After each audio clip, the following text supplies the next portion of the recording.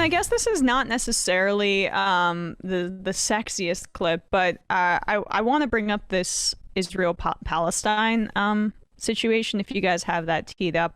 This came out over the weekend, essentially. So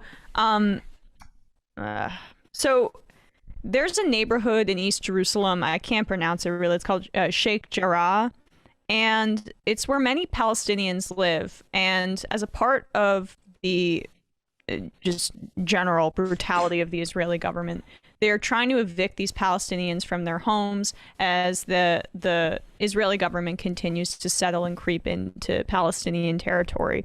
And so this clip kind of went viral. Many Palestinians have lived in this neighborhood for decades after they were exiled from other territories that used to be their homes. And these homes have been passed from generation to generation, but courts in Israel have decided, no, technically this is ours. And they're basically kicking Palestinian families out of their homes. And this exchange between an Israeli man and a Palestinian woman who used to live in her home, the man took her home, went viral. And I think it just needs to be shared. So let's take a watch and listen. Jacob, you know this is not your house. Yes, but if I go, you don't go back. So what's the problem? Why are you yelling at me? I didn't do this. I didn't do this. But it's easy to yell at me, but I didn't do this. Yeah, you are stealing my house. And if I don't steal it, someone else is gonna steal it. No one is allowed to steal it, يا عمي. זה לא שלי להחזיר. בוא נגיד שזה יש So that's him saying, if I don't steal your house, someone else is going to steal it. And that's technically true, because the Israeli government has decided that, no, you've got to move, you've got to uproot yourself. Palestinian families, you've lived in this area for a long time, but as a part of our expansion project, our cultural genocide project, you're out. And so this man, the exchange that I've seen a lot of people commenting on, the blame is focused on this one particular man. And while I do think he's a dick, that's not necessarily where the blame should be shouldered. It's on the Israeli government that continues to, without fail, basically harm Palestinian communities. Because he's right. It would be another Israeli settler in that house if it wasn't. And I mean, I think I was just reading about the Homestead Act. And the Homestead Act, you could go get some land in the Dakotas if you wanted to. It didn't matter if you were a man or a woman, or even if you were a former slave, you could go get some land. The only thing you couldn't be was Native American. And that's because there was an imperial settler project that wanted to displace people. And that's exactly what's going on in Israel and Palestine right now. Right. So I appreciate him actually saying that if I don't steal it, like he didn't try to even sugarcoat it. Like, according to the law, this isn't yours, it's mine.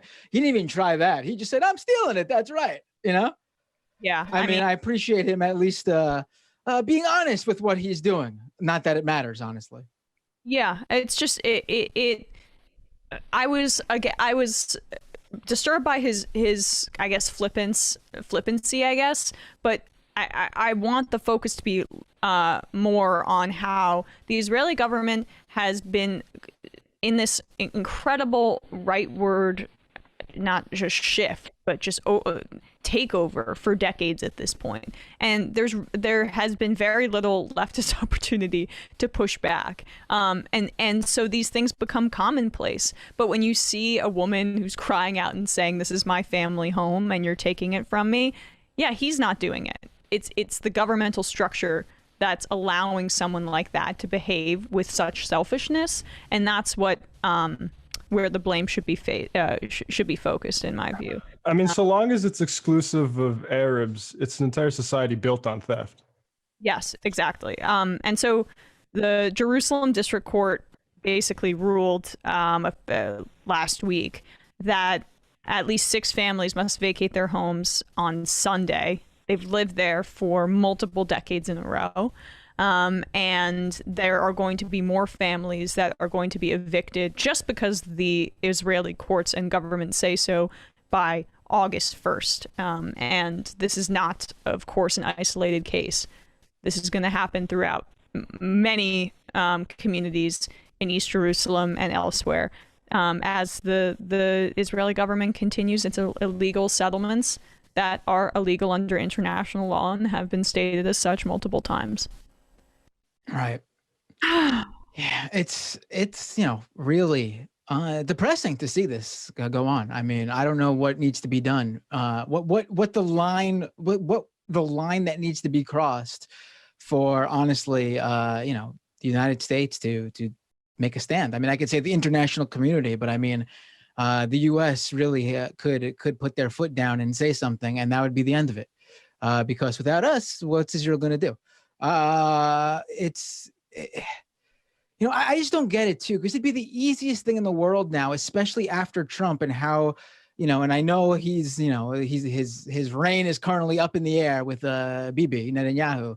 But I mean, it's the easiest thing in the world to tie him directly to Trump and get all those resistance libs who don't care about any politics but anti-Trump politics to get behind doing something about this. And it's, I just don't understand. Like, the guy is literally the Donald Trump. The government is literally the Donald Trump of administration of Israel times 10 in terms of how bad they are. Like, I mean, just do something about it and put your foot down and take a stand and get Israel to basically back off. Like, it baffles me. Well, I mean, the Biden foreign policy has just thus far been, let us not really amend, except for their attempt to get Iran back to the table.